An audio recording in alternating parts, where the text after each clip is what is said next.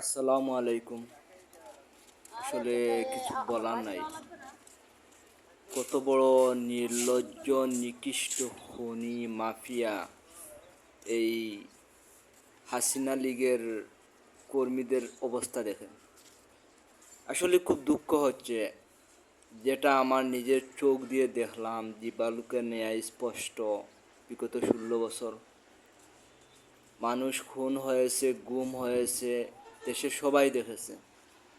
এরপরেই ওরা নির্লজ্জভাবে আমার পরিচিত অপরিচিত, এই তোমরা এত নিকৃষ্ট কেন, এত নির্লজ্জ কেন, এত অন্ধ কেন, এত নিকৃষ্ট কেন? তোমরা তোমরা কত বড় জাহিল হলে এসব মিথ্যা বলেছ?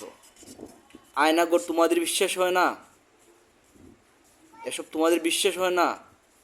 মানে তোমাদের মতো, মানে এখন তোমাদেরকে দেখলে আমার মনে হয় তোমরা পৃথিবীর সবচেয়ে নিকৃষ্ট লোক, নিকৃষ্ট আওয়ামী লীগের কর্মী। মানে পৃথিবীর সবচেয়ে নিকৃষ্ট দল হলো আওয়ামী লীগ। তোমাদের প্রতি তীব্র ঘৃণা।